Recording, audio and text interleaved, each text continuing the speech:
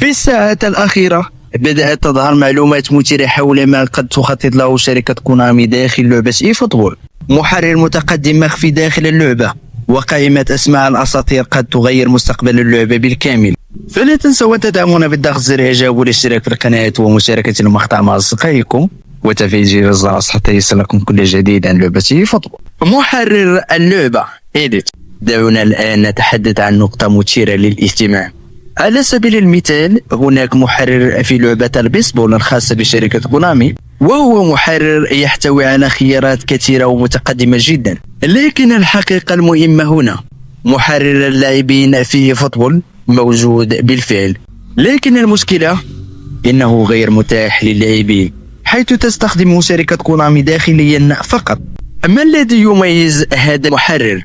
بحسب المعلومات المتوفرة، فإن محرر اي فوتبول الحالي أكثر تطورا من المحرر الذي كان موجودا في PES 2021. ومن أبرز الإضافات فيه خيارات أكثر لتسريحات الشعر، تنوع أكبر في أشكال اللحى وكثافتها، قصة الشعر متدرجة بتفاصيل أكبر، إكسسوارات إضافية للاعبين مثل الأساويل وغيرها.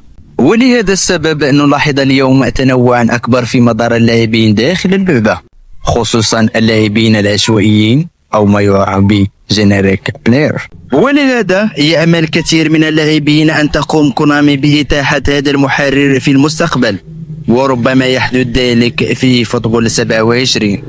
صحيح أن اللعبة تركز أساسا على الأونلاين، لكن وجود محرر للاعبين سيكون إضافة ممتعة جدا، خصوصا مع الأطوار غير المتصلة بالإنترنت. قائمة الأساطير المحتملة. مؤخرا ظهرت على الإنترنت قائمة مثيرة للاهتمام، قائمة تضم أسماء لاعبين أسطوريين. قائمة كونامي بتسجيل أسمائهم صوتيا لدى المعلقين داخل اللعبة. بعض هذه الأسماء تم تسجيلها منذ PES 2017، بينما تمت إضافة أسماء أخرى خلال السنوات الأخيرة.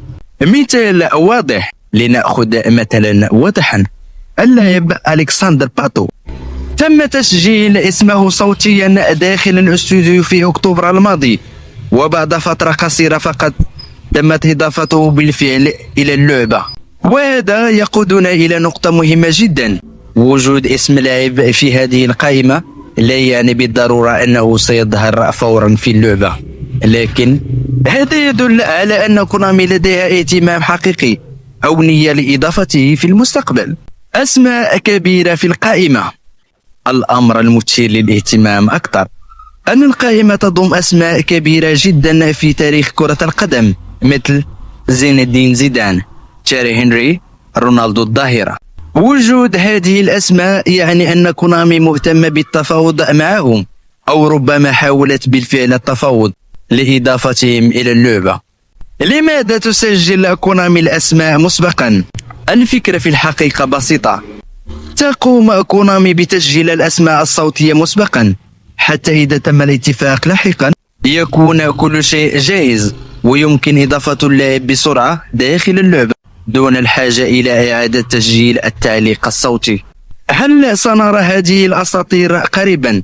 لكن من المهم التأكيد على نقطة أساسية، وجود اسم لاعب في هذه القائمة لا يضمن ظهوره في اللعبة، فالقرار يعتمد على عدة عوامل، مثل حقوق الترخيص، الاتفاقات التجارية، المفاوضات مع اللاعبين أو وكلائهم. لكن المؤكد أن هذه الأسماء ضمن دائرة اهتمام كونامي.